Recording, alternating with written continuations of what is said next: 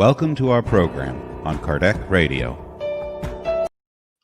Good evening, dear friends. I am Correa, and we are here every Tuesday evening at 9 p.m. Eastern Standard Time to study together the universal laws created by God and instilled in our consciousness in order for us to empower ourselves to pursue the immortal values and virtues for which we have reincarnated.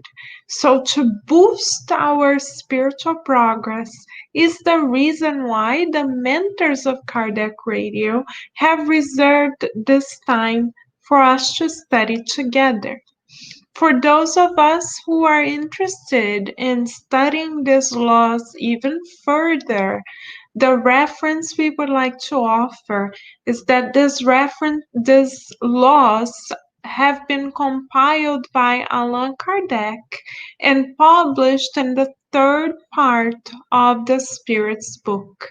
Tonight, we shall continue the study that we have been doing on Kardec Radio by focusing on the section of the universal laws referring to fatalism.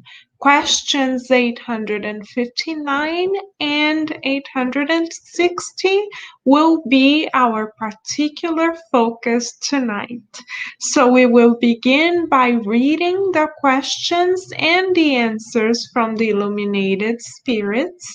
Then we will bring a couple of highlights from each question. Then we will offer closing thoughts and we will end the program. Should you have any questions or comments, should you wish to say hello, please do, dear friends, by writing on the chat available to you. The more we interact, the more we learn together. And if you are watching us on demand, please feel welcomed and embraced by the mentors of Kardec Radio and the mentors of each and every one of us who care for us in the name of God unconditionally. So, feeling the embrace of the beloved spirits who prepared this educational moment for us, we will begin by reading question 859 of the Spirit's book, followed by the answers of the illuminated spirits. So, dear friends, Kardec asks, if death cannot be avoided when our hour arrives, is it the same in regard to all the accidents that occur over the course of our lifetime? Excellent question by Kardec. At times we may wonder that very same question ourselves. The answer from the illuminated minds is the following. They are generally small enough matters about which we can warn you by directing your thought in such a way that you may avoid them. For we do not like physical suffering. However, this is of little importance for the course of the life you have chosen. Actually, bona fide fatalism applies only at the times when you must enter and depart this world. So we are very grateful for the answer that the Spirit Mentors on High provide to us, because through this very concise and direct answer, they show to us that God is always prepared to provide mercy and assistance to us, that the only times in which the occurrences in our lives are written on stone, as a matter of speaking, is the time when we reincarnate and the time when we discarnate. Anytime in between, within the span of our lifetime, now we know that we can receive direct assistance from the mentors on high. So, this is why Master Jesus, more than 2000 years ago, recommended that we watch and pray constantly. He was aware of the dangers and difficulties to which we would be exposed throughout a particular lifetime, because there are spirits on the earth that are at different levels of evolution. There are some who already prioritize the general good and are more inclined to practice fraternity towards others. There are other spirits, however, more inclined to prioritize their own needs rather than the needs of others. And when we find such spirits, we are very likely to face difficult circumstances as a result of selfishness and pride. So, because we are likely to encounter spirits of different natures, we may face difficulties. We are likely to face difficulties that are unplanned, but the spirits can always guide us and support us. For instance, as an example, if we look at the book by Andre Lewis, Sex and Destiny, we see very clear-cut examples of divine providence in crucial circumstances. We see, for instance, that Claudio was warned mentally several times to not commit the criminal act which he chose to commit. The mentor spirit Felix was actually there present as a discarnate entity when Claudio, the character Andre Lewis describes, commits a crime. So we can ask ourselves, how come the crime was allowed? It was because Claudio has free will, but prior to committing that crime, he received intuition. He was guided by the mentors on high. And because he didn't stop himself from committing the crime, he had to face the consequences. But the mentor spirits were able to inspire him enough in order for him to read the gospel according to Spiritism as a source of inspiration as he faced great pain. And Claudio Nogueira, a criminal in that lifetime, surrendered to the call of God and became a practicing spiritist to the point that he shared his newly found conviction with everyone in his family, and even his obsessor spirit Moreira, who partook with the criminal act with Claudio from the discarnate realm, from the spirit realm, also started studying Spiritism. But more importantly than studying Spiritism for them was that they opened their heart to feel the call of our beloved Master. So in the book Sex and Destiny by Andre Lewis through Chico Xavier, we see that in the most horrendous circumstances, God is there. And even when we choose to inflict pain by not obeying the laws of God, divine providence makes itself present. And divine providence rescues us from our own tendencies, meaning God is always ready to give us a second chance, a third chance, a fourth chance, 1,000 chances. All we have to do is be willing, be open to find the good. And as we learn with our dear Leon Denis, when we do not respond to the call of the good by means of the loving influences that are always present in our lives, we receive the call of pain, because pain is a great educator. Right, dear Shane, thank you for your loving presence. We appreciate your presence and your support always. Thank you for the beautiful program that you do on Kardec Radio right before this one. And thank you for all the work that you do towards the good and for the good, dear Shane. So it is good for us to be reminded tonight by the mentors of Kardec Radio that we are part of Master Jesus' team on the earth. Even if we do not choose to recognize ourselves as such temporarily, God will always provide.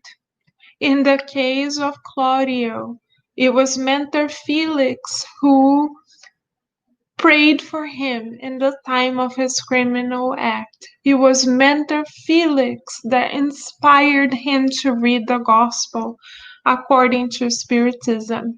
It was Mentor Felix, together with Andre Lewis, that inspired a group of Spiritist friends to come to Claudio so that he would find true hope in the midst of remorse.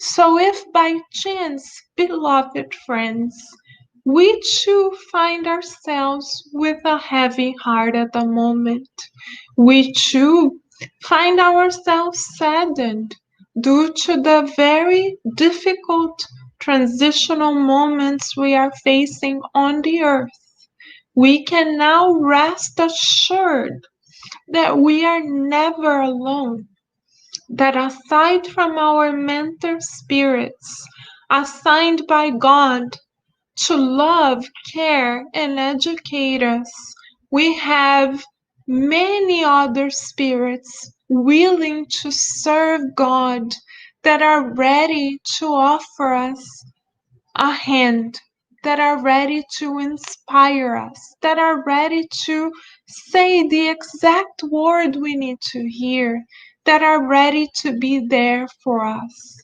So let us visualize at this very moment Master Jesus, the governor of the planet, as our divine shepherd.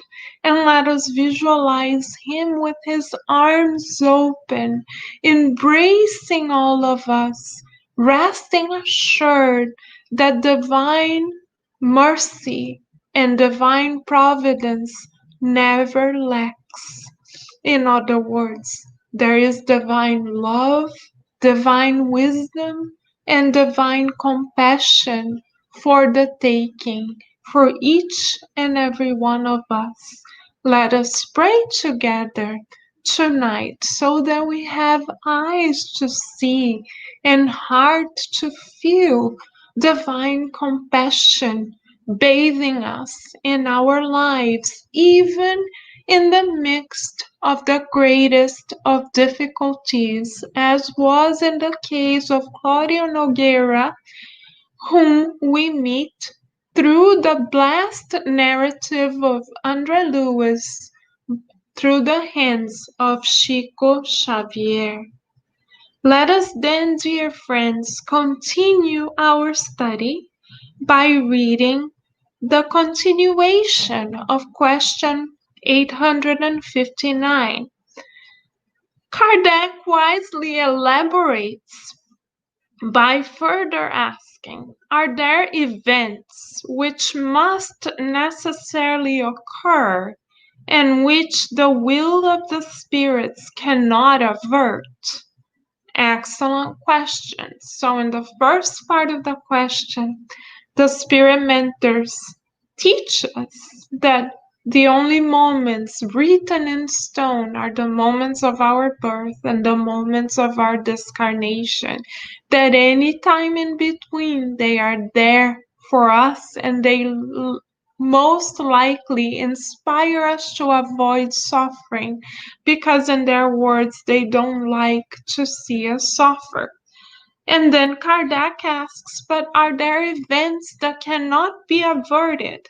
And the answer from the illuminated minds is as follows: yes, but which you, when in the spirit state, foresaw and anticipated upon making your choice. However, do not believe that everything that happens to you is written in some way. An event is almost always the consequence of something you have done by an act of your own free will, and in such a way that if you had not done so, the event would not have occurred. If you burn your finger, it is only the consequence of your imprudence and the condition of matter. Only the great sorrows, those important events that are capable of influencing your moral evolution, are foreseen by God because they are useful for your purification and education. What a blessing, dear friends! This further elaboration from the Spirit Mentors on high in answering Kardec's question brings us deep consolation. Why do we say so?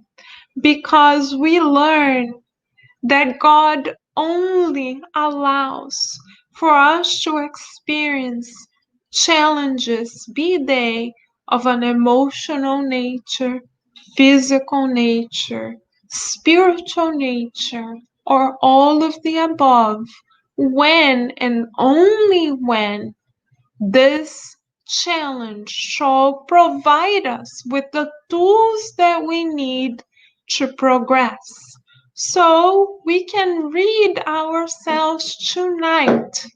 If we had a piece of paper, we would write this word on a piece of paper and read it ourselves. Excuse us. So this is an exercise that we can actually do as we view the scriptures. We can write the word punishment on a piece of paper and actually literally physically rip it and throw it onto the trash. Because thanks to Kardec's beautiful dedication in studying life after life and the dedication of the mentors working under the Christ, now we know for certain that there isn't such a concept as punishment, dear friends, that actually God is educating us. So this is why Louise Hay, who was an American spiritualist in her last incarnation, used to say that whenever we feel any sort of pain, we shall invite ourselves to ask, what is the lesson this circumstance is bringing to us? Because if there were not a lesson, beloved friends, we now have the confirmation from the minds more involved than we, that such a pain would not be allowed by God. So now we have a different means through which we may choose to read pain in our lives. Let us do another exercise tonight, dear friends. Let us select one challenging circumstance in our life. It may be a current circumstance or a past circumstance. And pray to our mentor spirits to help us see the lesson, the virtue that is enwrapped in this circumstance. Let us give ourselves and one another an example, also from mediumistic work that can really soothe our hearts and shed light onto our faith, allowing us to bring together reason and faith as we understand the law of action and reaction as it unfolds. We are now going to refer to the book Memoirs of a Suicide by the spirit of Camilo Castelo Branco through the mediumship of Ivone Pereira. In this book, we see the case of Mário Silva, dear friends. In his previous reincarnation, he, out of jealousy, took the physical life of the person, the woman with whom he had an affair. And after taking the physical life of this woman with his own bare hands, he then proceeded to commit suicide and take his own life away. So in that life, he took both the physical life of his partner and his own physical life through his hands. What happens in the spiritual realm? He is rescued by the loving heart of Mother Mary and her legion. So there isn't eternal suffering. After he is rescued, he is taken to the colony of Mother Mary in the spiritual realm. There in the spiritual realm, he goes through therapy, he learns about the gospel, and he engages in what Camilo Castelo Branco describes as moral therapy. He comes to understand the law of action and reaction as he revisits his previous lives in the spiritual realm and comes to understand why he was faced with difficult circumstances in the present. Then, as Mario prepares to reincarnate, he feels his hands, his perispiritual hands, kind of becoming smaller and smaller, creating a perispiritual deformity, so to speak. And thus, Mário comes to the conclusion, Mário Sobral comes to the conclusion that it would be best for him to reincarnate in a body that was temporarily dysfunctional with regard to his hands.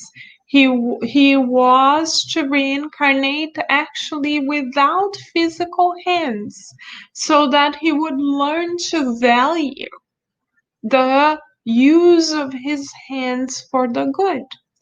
So he himself accepted and chosen this particular circumstances so he could rid himself from the remorse he created and so that he would rebalance his perispirit. If we do not know Mário Sobral's previous lifetime, we may see the circumstance as punishment from above, or we may see it as fatalism in that God chose Mário Sobral to be faced with the circumstance rather than us. Why was he chosen and not us to be faced with this difficult challenge? Because, as the mentor spirits explain, these difficult circumstances were in a way molded by Mário Sobral's previous choices. So God is not punishing, Mário Sobral. Had Mário Sobral made different choices and not chosen to take his own life away and the life of someone else away, he would not need to undergo this expiation.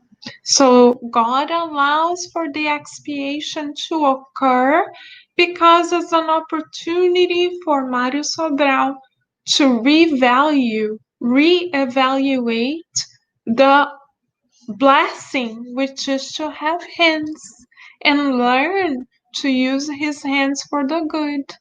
Was he chosen then randomly for such an expiation? Not at all. But who was the actual actor of such quote unquote misfortune, if we look at it only from a material point of view, from this privation, from this restriction? Who was the author? It was Mário Sobral himself, due to previous choices.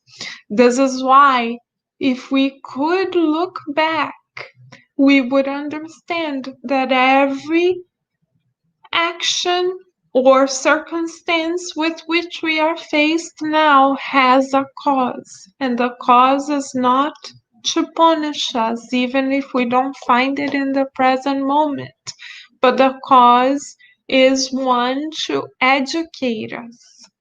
So now, dear friends, we hope that after tonight, you and I, all of us, can feel the scriptures, bring this knowledge to heart, feel it, and come to understand that we have never been punished by God, that we are in fact being beautifully educated by God.